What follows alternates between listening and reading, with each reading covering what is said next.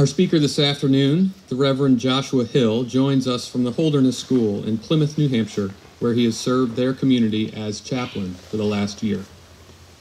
Josh was born and raised near Knoxville, Tennessee, and graduated from Emory and Henry College in the Appalachian Mountains of Virginia. He earned a Master of Divinity degree from Yale, as well as a certificate in youth and theology from Princeton Seminary. His ministry has taken him to St. Mark's Episcopal Church in New Canaan and back to Tennessee as chaplain of the Episcopal School of Knoxville. A camper at heart, Josh will tell you that his favorite job of all time was working for 5 years at a summer camp in Tennessee. I was happy to have the chance to meet Josh last fall at Holderness. The school's mission is not unlike Dudley's: to foster equally in each student the resources of the mind, the body, and the spirit in the creation of a caring community. Holderness, like Dudley, offers every member of its community the chance to grow through athletics, through the outdoors, the arts, and encourages spiritual reflection and personal growth. My son Carter is a student at Holderness, and when he met Josh last fall, he said, "Dad, you got to get this guy to Dudley." Outside of his work as chaplain, Josh loves playing and watching all sports. He admits a certain irrational passion for the Tennessee volunteer football program. He grew up hiking, fly fishing, and camping in the Great Smoky Mountains, and enjoys any chance to do the same in the White Mountains of New Hampshire. As a first-time speaker here at Dudley, I'm pleased to award Josh his very own camp number.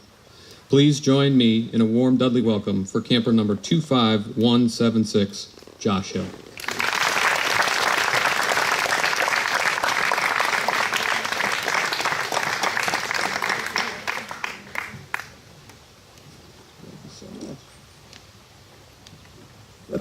It is a great honor for me to be here, and one rule of thumb, something I learned a long time ago when I started speaking, is that I should always start with gratitude.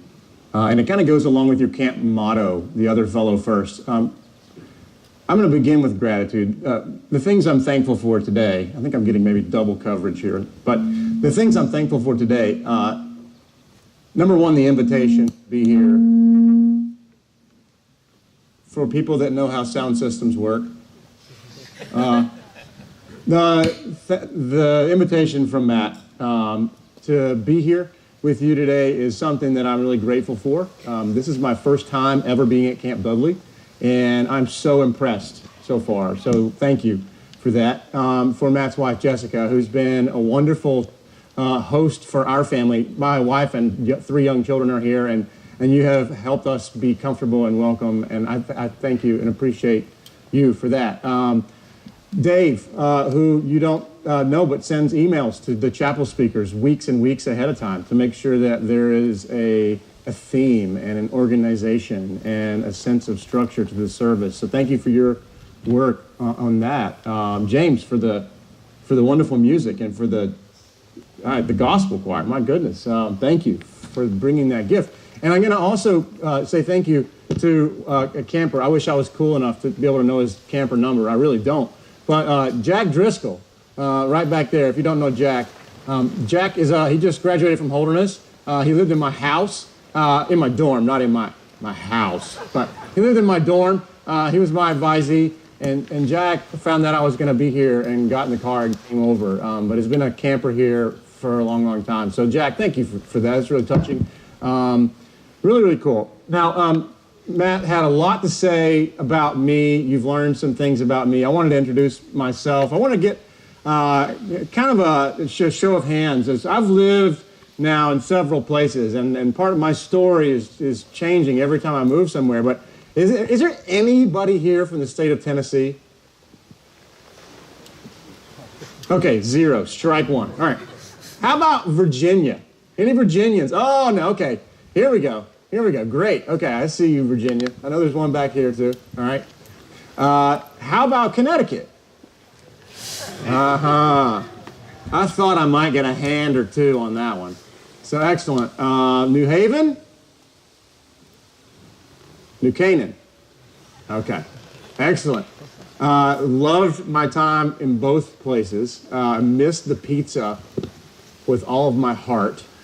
There is no edible pizza anywhere else. That's how I've been ruined for the rest of my life. Okay, New Hampshire. One New Hampshire. All right, New Hampshire, woo! All right, I'm not going to call the other 46 states. So if you were kind of waiting for that, then go ahead and let that one go. But just a little bit about me. You've heard a lot. I have, in the course of my life and ministry, been fortunate enough to teach at churches and at schools and at summer camps, pretty much every age, K through 12, right? And when I started thinking about 10-year-old boys through like 15-year-old boys, it was kind of a challenge. Like, how am I going to say one thing that connects to everybody? So I thought I would start with a game. You guys like games? All right. I call this game, would you hand me that bag that's in there? This is my Hannaford bag. Use recyclable bags when you go to the grocery store. I call this game the dairy aisle. And the way this game works is I'm going to reach into my bag and I'm going to read the ingredients of some product from the dairy aisle. And then I want you to guess and see if you can guess what the product is, all right? If you get it right, you win a prize. Sound good? All right. We're going to start easy. Ingredients. Let's see, hold on. Okay. Ingredients. Organic, grade A milk and vitamin D. Who can raise their hand and tell me what that is? It is not non-fat milk. It is not cheese. This is a hard game, right? It is milk. It is whole milk. You were very close, but it's whole milk. And the prize you win is this. Congratulations. Make sure that finds a good use or a recycling bin. Or you might put it, I know it's really important, so maybe on a shelf in your room or something like that. Okay. All right, the next game, the next item. Okay, you ready? Ingredients. Cultured, pasteurized, light cream, non-fat milk, and enzymes. I'm going to try and, I'm not going to be able to get everyone in the back, and I'm sorry, but you right there. Yes, you. Cream cheese is a great guess, but that's not it. Right there. It is not yogurt. Oh my gosh. Okay. Not cottage cheese. This is a hard game, right? Not whipped cream. Not butter. Sour cream for the redemption answer. Congratulations. Have some Hannaford brand sour cream. And just so you know, I didn't wash these very well at all. Here you go. Great trophy. All right, let's play again. If I call someone wins in the back, you guys will have to just pass it back, okay? All right. All right, here we go. Ingredients. Cream, carrageenan, mono and diglycerides, and polysorbate 80. Yeah. What? Not yogurt. Not butter. Whipped cream. Actually, whipping cream. It's not whipped yet. You got to do the whipping. Here you go. Oh, would you hand that to him? Congratulations on your prize, your trophy. You can keep it. Don't worry. You don't have to give it back. Okay, next. Ingredients. This one is hard to read. Okay. Cultured, pasteurized, organic whole milk, pectin, vitamin D. Yogurt. You got it on the first try. Raise your hand. Way to go. Let's pass this Stonyfield organic plain whole milk yogurt to this young man here in the seersucker jacket. Can you guys pass it up to him? Congratulations. All right. Not too many more to go. But honestly, I had to cut this game down. You can do this with there are so many. It's incredible. The dairy aisle is quite a diverse place. All right, here we go. Ingredients. Pasteurized milk and cream, salt, carob bean gum, cheese culture. Yeah. Not butter. Cookie dough? Not cookie dough. No. Cookie dough has other things in it. Yes, I'm trying to get, yeah, sunglasses. Cream cheese. Cream cheese! Philadelphia original cream cheese. Well done. We can pass that back. Let's go Eagles. Get that going. Congratulations on your trophy. All right, now this one is hard. Are you ready? My wife is a wonderful health eater and very conscious yoga teacher type, and I didn't even know what this was when I was your age, so good luck. Pasteurized low-fat milk, non-fat milk, pectin, vitamin A, palmitate, vitamin D3, live and active cultures.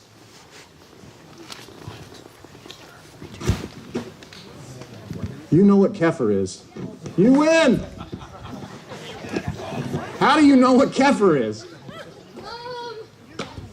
He drinks it. There you go. It's great. It's like if you poured milk and yogurt together, kind of.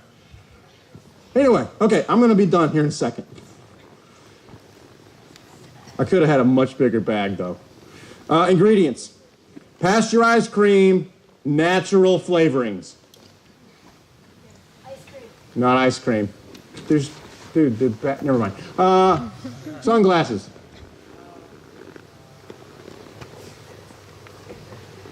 Nope, it's not yogurt.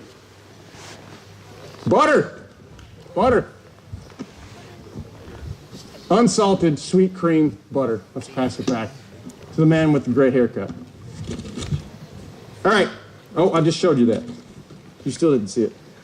Okay. Ingredients. Cultured milk, salt, enzymes, cellulose to prevent caking, natamycin to protect flavor. Not cottage cheese.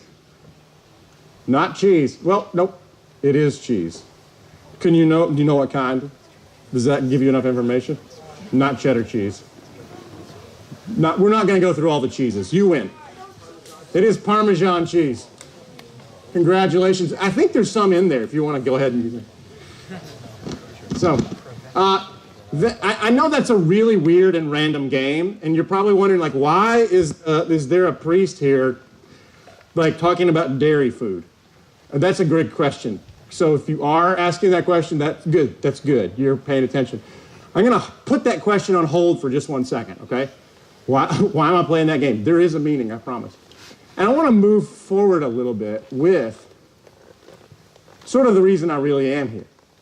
And that was coming to share something that is important to me with you, in particular around this chapel space and what it means to live the interior life and to try and be an introspective, sincere human being.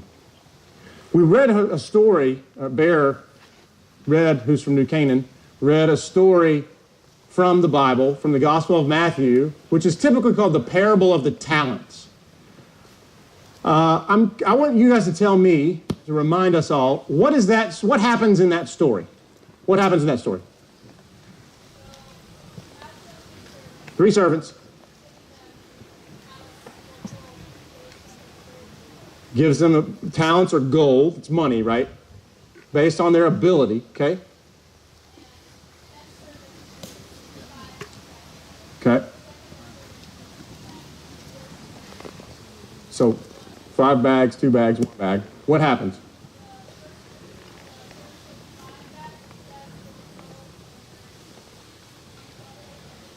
Okay.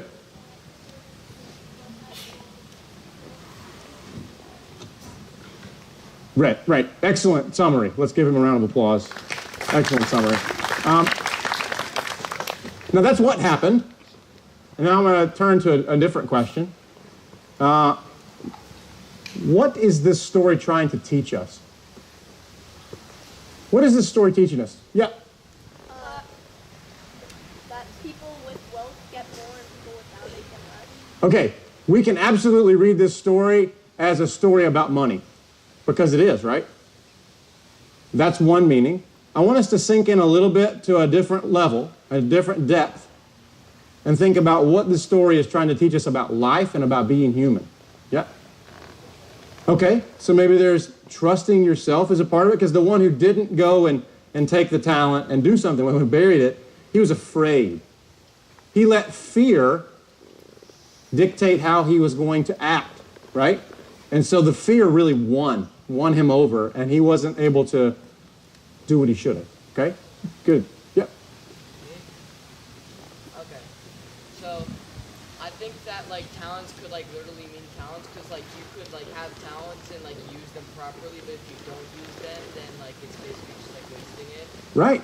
Right. So it's really cool in this particular parable that there is kind of an accidental second meaning, that it could be like the gifts that you have for doing the things you're good at, right? And what are you going to do? And incidentally, that is kind of the direction I'm going with this. So the question I have is, what are you going to do with the gifts God has given you? We read a responsive reading that had the insert in your bulletin that goes through all of the gifts. Some are apostles and preachers and teachers, and some are good at taking care of people. We all have different gifts and abilities, right? Some of you here are great actors. Some of you are great at basketball. Some of you are great musicians. Some of you struggle to be a musician, but that struggle is a really important struggle for you, right? It's part of who you are. All of us have different talents, to use that word, right? And the gifts of God within us are varied and diverse, which is what makes the world interesting, right? We're all different people. What we do with those gifts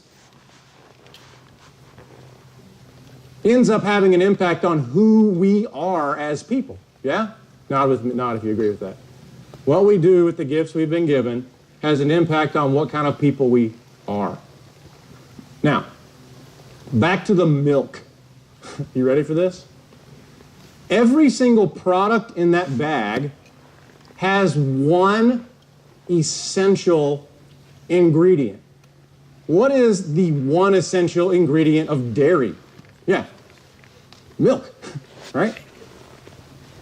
Every one of those products has one essential ingredient. But somebody has taken that one essential ingredient and has processed it and can turn it into butter. Somebody takes that essential ingredient and processes it and can turn it into cream cheese, to sour cream, to whipped cream, to ice cream. Do you see where I'm going? Now, here's what I want you to hear today, this one thing. As diverse as we are, and as many gifts as we have, at the one and same time, all of us have this one essential ingredient. You and I, and all of us, are created by love, with love, for love. We are created by love, with love, for love. Your essential ingredient and mine is love. You can go 100 directions with that. And what you choose to do with your lives and the choices you'll make and the way that you treat other people and the attitude you have toward life, the way that you participate in your communities here and beyond here, the way that you process your love that has been a gift to you from God will determine who you are, the impact you will make, and how and who you are. So I'll leave you with that question this morning. What are you going to do with the gift of love that God put inside of you? Amen.